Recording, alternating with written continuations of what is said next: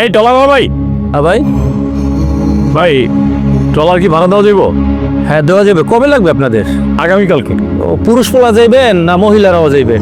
আমরা 10-15 জনের মতন, আর আমাদের সাথে 3 জন নারী আছে আর কি। তার মানে ডিজে পার্টি করবেন? এই ডিজে পার্টির মতো। ভাই ডিজে পার্টিতে আমি ভাড়া দেবো না টলার। কেন ভাই? গত সপ্তাহে তো আমাকে একটা দল এসে ডিজে পার্টি ঘুরে গেল, সমস্যা কি? আরে গত সপ্তাহে ডিজে পার্টি কইরে তো অগরস্তা ঘটাইছে, এই জন্য তো ভাই আপনাকে ভাড়া দিব না। এই টলাল দিয়া আমরা ব্যবসা করতে করছি, আর এইটা আমাদের রিজিক, এটাই আমাদের রুটি রুজি। আপনাদের মতো কিছু লোক আইসা ডিজে পার্টির নাম দেয়া ভণ্ডামি করেন আপনারা, আর এই ভণ্ডামি লুচ্চামি করার জন্য আমরা টলার ভাড়া দিব না, বুঝেন নাই? ভাই সব মানুষ তো একরকম না, কথা বুঝেন নাই? আমরা ঠিক আছে ডিজে পার্টি করবো, কিন্তু আমরা তো আর ভাই আপনার কোনো ক্ষতি করবো না। শোনেন ভাই, এই আপনাদের মতো লোকজনরাই এই ডিজে পার্টির নামে ভণ্ডামি লুচ্চামি বদমাশি করেন, আর দোষ পরে কাদের কইতারেন? আমাদের মতো টলার মালিকের। আপনাদেরকে আমরা ভাড়া দেবো না, এই ডিজে পার্টি মিজি পার্টি করার জন্য ভাড়া দেবো না ভাই।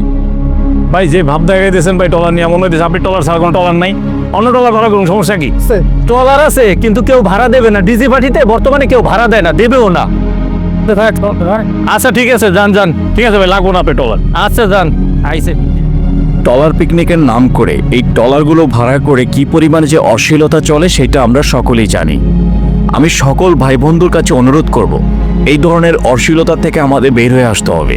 আমাদের সমাজটা আমাদেরই সুন্দর রাখতে হবে, ভালো রাখতে হবে। ভিডিওটি ভালো লাগলে শেয়ার করে দিবেন। আসসালামু আলাইকুম।